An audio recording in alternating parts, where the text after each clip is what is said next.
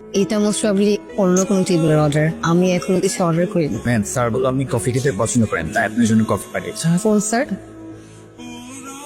বসতে পারি? বসুন। কেমন আছো? ভালো আছি, তুমি কেমন আছো? ভালো, বেশ ভালো। এখানে রেস্টুরেন্টটা আমার। মালিক? তোমার মা কেমন আছে? কেয়া কেমন আছে? মা খুব ভালো আছে। আর কি এখন এলএলবি-তে 3rd ইয়ার। আগের মতো ফেল করে না, ভালো স্টুডেন্ট। জেনে ভালো লাগলো। তোমার মা কেমন আছে? ভালো আছেন? তুমি তো জানো আমার একটা ইচ্ছা ছিল মাকে ঢাকায় নিয়ে আসবো, একসাথে থাকবো। ওই ইচ্ছাটা পূরণ হয়েছে, তুমি আমার সাথে থাকো। জেনে ভালো লাগলো যে তোমার ইচ্ছে পূরণ হচ্ছে। তবে আমি খুব অবাক হলাম যে তোমার মনে আছে যে আমার কফি পছন্দ। মস্তিষ্ক এমন একটা বিষয়, সে অনেক দরকারি জিনিস ভুলিয়ে দিতে পারে, আবার অনেক কিছু ভুলতে চাইলেও ভুলা যায়। আমার মস্তিষ্ক তার ইচ্ছার মালিক, সেই সুবাদে মনে হচ্ছে। হাসছো কেন? তুমি এখন ঘড়ি উল্টো পড়ো। তোমার টিকটাও কিন্তু জায়গা মতো পড়েনি। সময় কিভাবে কেটে যায় তাই না বলো? জীবন সুন্দর, সময় বদলায়, শুধু স্মৃতিগুলো রয়ে যায়। কিন্তু একজন মানুষ নিজের প্রতিভা কিভাবে নষ্ট করে সেটা একটা জলজ্যান্ত উদাহরণ হচ্ছে তুমি। আর তুমি না পুরো ছাত্রী সমাজকে কলুষিত করছো। আমি কি ঠিক করেছি স্যার জানেন?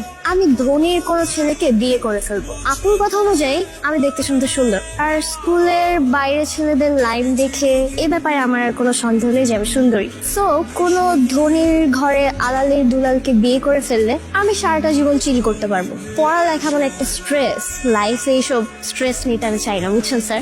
I deserve two be treated like a Prince. Sir আপনার গত মাসে বেতন। ও ধন্যবাদ, আসলে আমার একটা সময় পেলাম, খুবই দরকার ছিল। তাহলে আমাকে ধন্যবাদ দিয়ে। হ্যাঁ, কিন্তু খালামো তো আপনি ধন্যবাদ নিতে চাচ্ছেন। কেয়া ফার্স্ট টার্মে 3টা সাবজেক্টে ফেল করেছে। ওর যদি সামনে রেজাল্ট না ভালো হয় তাহলে খবর আছে, মা আরো চেতে যাবে। আমি কোনো কিছু করতে পারবো না।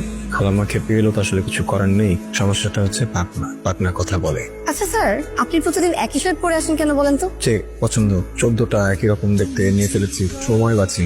বুঝলাম, ঠিক আছে, কেয়ারলেস। আপনাকে না ভালো মনে করেছিলাম, কিন্তু আমি ভুলছিলাম, আপনি এতটাও ভালো না। স্বাভাবিক, পৃথিবীটাই আমার, বুঝলে? তোমাকে নিয়ে আমারও মনের ভিতরে অনেক আশা ছিল, কিন্তু আমার সকল আশা বালি হয়ে গেছে। আপনাকে আমার অনেক ভালো লাগে। ভালো লাগে বললে ভুল হবে, আমি আপনাকে অনেক ভালোবাসি। অনেক মানে অনেক। অবাক হচ্ছেন যে কিভাবে এত ভালোবাসি? আপনি দেখতে অনেক সুন্দর, একটু ছ্যাবলা আছেন, আমি স্মার্ট বানিয়ে নিতে পারবো। ওই যে একটা কথা আছে না, প্রেমে পড়ে গেলে মানুষ নাকি পাগলামি করতে শুরু করে। আমার সেই পাগলামি ধরেছে। আমার পাগলামি হলেন আপনি। আপনি আমাকে চাইবেন, আমার মতো ভালো মেয়েকে চাওয়া দোষের কিছু না। আপনি ঘাবড়াবেন না। আর একটা কথা, নিজের থেকে মনের কথা জানাচ্ছি বলে অন্যরকম ভাববেন না। এটা ভালো হবে না, কিন্তু বলে দিচ্ছি, একটুও ভালো হবে না। শুধু বলবো I love you Shahid, I love you. Sir আপনি কেমন আছেন স্যার? শরীর ভালো আপনার? এতদিন আসেননি কেন? আপনার স্টুডেন্ট তো আপনাকে মিস করতে করতে পাগল হয়ে গেল একদম। খালি জিজ্ঞেস করে স্যার কোথায়, স্যার কোথায়। আসলে কে আসলো? ও জাহিদ, তুমি? সাথে একটু কথা বলে দেবে? হ্যাঁ হ্যাঁ বাবা, আসো আসো। কি বললা বড় সমস্যা? কি বড় সমস্যা বলো তো? খালাম্মা, আমি বাসা পাল্টে ফেলেছি, মিরপুরে শিফট হচ্ছি। তো তাতে কি হয়েছে? আমি ভাবছিলাম যে আমি কে পড়াবো, মানে ঢাকা শহরের ট্রাফিকের অবস্থা তো আপনি জানেন। দেখা যাবে প্রত্যেকদিন অনেক দেরি হয়ে যাবে আসতে। শোনো, তাহলে তোমার মিরপুরে যাওয়ারই কোনো দরকার নাই। যেভাবে পড়াচ্ছিল সেভাবেই পড়াতে থাকো। চিন্তা করবেন না, ব্যাচমেট আছে, খুবই ভালো ছাত্র ছিল। আর সবচেয়ে ভালো ব্যাপার, তো এখন স্টুডেন্ট পড়ায়। গত বছর 4জন স্টুডেন্টকে পড়াতো, 4জনই পাস পেয়েছে। তুমি বলতেছো ভালো হবে, ঠিক আছে, তাহলে তুমি ওকে বলো। ঠিক আছে। জাহিদ, অনেক সময় কেয়ার রেজাল্টের কারণে তোমার সাথে একটু অন্যরকম ব্যবহার করছি। আবার তোমার স্যালারিটা দিতেও দেরি হয়ে গেছে মাঝে মধ্যে। তুমি কিছু মনে করো না বাবা। কি বলছেন আপনি খালাম্মা? আমার মা তো গ্রামে থাকেন, মায়ের কমতিটা সবসময় আপনাদের এখানে এসে পূরণ করেছি। আমার কখনোই মনে হয়নি যে আমার মা দূরে আছে। সবসময় মনে হচ্ছে আমার মা আমার সামনেই বসছেন। হ্যালো, কে বলছেন? আমি জাহিদ বলছি। আপনি আমার নাম্বার কোথায় পেলেন? তুমি কল করেছিলে একবার, আমি পড়াতে যাইনি, তখন সেভ করে রেখেছিলাম নাম্বারটা। সেভ করেছেন? এক কাজ করেন, ডিলিট করে দেন। আপনার তো আমার নাম্বার দরকার নেই, আমারও আপনার নাম্বার দরকার নেই, আমিও ডিলিট করে দিই। হ্যালো হ্যালো হ্যালো, হ্যাঁ বলেন, শুনছি। তোমার সাথে দেখা করতে চাই। কি দেখা করবেন? দেখা করার তো কোনো দরকার নেই। আপনি তো বুঝিয়ে দিয়েছেন, আপনি তো আমার বোনকে পড়ানো বন্ধ করে দিয়েছেন, আইটি টিচার দিয়ে দিয়েছেন। তার মানে তো অ্যান্সারটা আমি বুঝিয়ে দিয়েছি। আমার কথা শোনো, আমি কেন তোমার সাথে দেখা করতে চাই এটা তুমি বুঝো, এটা তুমি জানো, সেটা একটু ভাবতে হবে। একটু ভাবো, তাহলে বুঝতে পারবে। ভেবে দেখেছি, অনেকবার ভেবে দেখেছি। ভেবেই ফোনটা রেখে দিচ্ছি, আমি রাখি, বাই। রেনুমা, ছাত্রীর বোনের সাথে প্রেম করার বিষয়টা আমার চোখে অন্যায়। আমি এই জন্য পিয়াকে কোনো একটা স্যার খুঁজে দিয়েছি। ভয় পাওয়ার কিছু নেই, ও ছেলে ভালো, স্যার হিসেবেও ভালো। আমার বন্ধু তো, আন্টিকেও একটু মিথ্যা কথা বলতে হলো। মিথ্যা না বললে কেন পড়াবো না এটার কারণ বলাটা কঠিন হয়ে যেত। এখন যেহেতু কেয়াকে আর পড়াচ্ছি না, তাই বিষয়টা আমার কাছে আর অন্যায় মনে হচ্ছে না। আসলে সত্যি কথা বলতে আমি না ভয় পেয়ে গেছিলাম। আমার মনে হচ্ছিল আর কোনো সম্ভাবনাই নেই, আমার জীবন থেকে সারা জীবনের জন্য চলে গেছে। আসলে আমি না খুব যন্ত্রণায় পড়ে গিয়েছিলাম, আর এই যন্ত্রণা থেকেই আমি বলছিলাম যে মুখে ভালো লাগার থেকে আপনার জন্য ভালোবাসাটা আমার মধ্যে অনেক বেশি। দেখো, আমার বাবা মারা গেছেন যখন আমার বয়স 21। মা আছেন বাড়িতে। অনার্সটা পাশ করতে না অনেক বেশি কষ্ট হয়ে গেছে। বাকি বন্ধুরা পাশ করার পরে কেউ বিদেশে চলে গেছে, কেউ আবার মামা চাচার জোরে চাকরি করছে। আমার মা বাবা চাচা কোনোটাই নেই, তো তাই স্ট্রাগল করতে হচ্ছে, চাকরিটা হচ্ছে না। আমার মা উনি আসলে মানুষের বাসায় কাজ করতেন, তারপরেও অনেক সাহায্য করেছেন আমাকে। দেখো, ভালোবাসা আমার মতো শূন্য পকেটের ছেলেদের জন্য না, এরকম মতো বলবেন না, ভালোবাসা সবার জন্য, সার্বজনীন। বাস্তবতা সার্বজনীন। বাবা, কথা তো ভালোই বলতে পারেন, দেখে তো চুপচাপ মনে হয়, কথায় তো ভালোই দান। ওইটা আসলে অনেকেরই আছে, সবাই হয়তো প্রকাশ করতে পারে না, মাঝে মধ্যে হুট করে প্রকাশ হয়ে যায়। সেদিন একটা কথা বলেছিল না যে আমি একই শার্ট প্রত্যেকদিন পরে আসি, আমি বলেছিলাম যে না, একই রকম দেখতে বেশ কয়েকটা শার্ট আছে। মিথ্যা বলেছি, শার্ট আসলে একটাই, টি শার্ট আছে 2টা, কিন্তু ওটাও পরার মতো না। পরে বন্ধুর কাছ থেকে কিছু টাকা ধার করেছিলাম, 3টা শার্ট কিনেছি। আমি জানি আপনার একটা শার্টের কলারের এখানে একটা দাগ আছে। কি বলো? আমি তো নিজেই কখনো খেয়াল করিনি।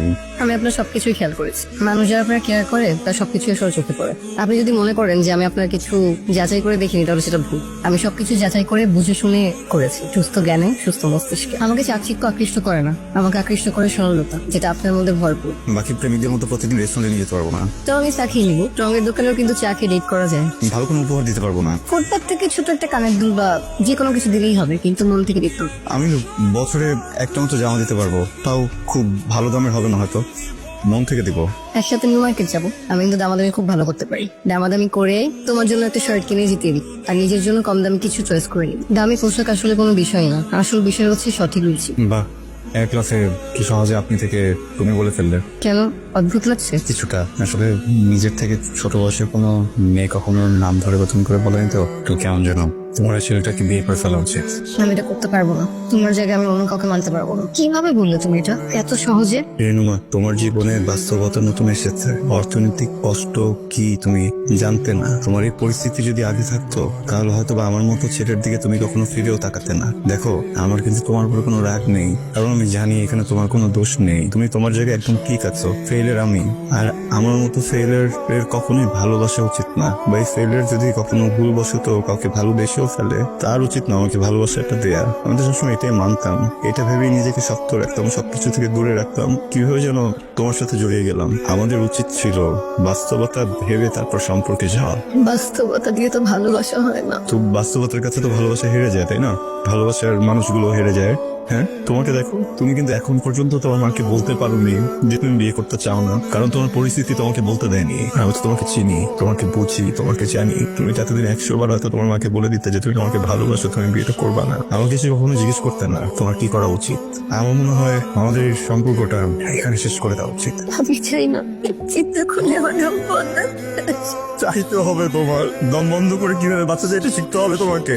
আমি একটা হতভাগা ছেলে, যার মা প্রত্যেকদিন গ্রামে কুড়ে কুড়ে মরছে, কারণ আমার পরিবারের ভাগ্য বদলানোর সেই ক্ষমতা আমার হাতে নেই, কিন্তু তোমার হাতে কিন্তু আছে, বুঝছো? তুমি চাইলে সবকিছু বদলে যাবে, বদলে ফেলো নিজের পরিবারের ভাগ্য। আমি তোমার মাকে এমন অবস্থায় দেখতে চাই না, আমি কেয়াকে এমন অবস্থায় দেখতে চাই না। রেনুমা, আমি ওই প্রেমিকই না যে সেলফিশের মতো শুধু নিজের ভালো থাকার বিষয়টা ভাববে। আমি ওই প্রেমিকই না যে নিজের সুখের কথা ভেবে তোমার পুরো পরিবারকে বিপদে ফেলে দেবে। আমি ওই প্রেমিকই না যে নিজের সারা জীবনের শান্তির জন্য তোমার চোখের কাজল নষ্ট করে দিবে। তুমি প্লিজ বিয়েটা করে ফেলো, প্লিজ। আমি বিয়ে করবো না, ভুল করতে পারবো না। আচ্ছা, বিয়ে করতে হবে না তোমাকে, আমি চলে যাচ্ছি। আর এখন তুমি যদি নাও চাও, তারপর তোমাকে চলে যেতে হবে, কারণ আমাদের দুজনের রাস্তা আলাদা এখন থেকে, আমাদের দুজনের পথ আলাদা এখন থেকে। এভাবে ফোন আমি ঘটনা করে দিব, প্লিজ আমাকে ছেড়ে যেও না, প্লিজ। সব ভালোবাসায় ঘর বাঁধে না, সব ভালোবাসায় হৃদয় থাকে না, আবার সব ভালোবাসায় ঘর বাঁধে, সব ভালোবাসায় হৃদয়ে থাকে। সবই হয় যার যার পরিস্থিতির মতো। ছেড়ে যেও না। আমাদের বিচ্ছেদটা কিন্তু অন্যরকম না, আমি তোমাকে ঘৃণা করতে পারবো না, তুমি আমাকে ঘৃণা করতে পারবা। আমাদের বিচ্ছেদে ঘৃণা থাকবে না। অনেক বছর পর যখন আমাদের দেখা হবে, তখন দেখবা ভিতরে ঘৃণা নেই, ভিতরে ক্ষোভ নেই,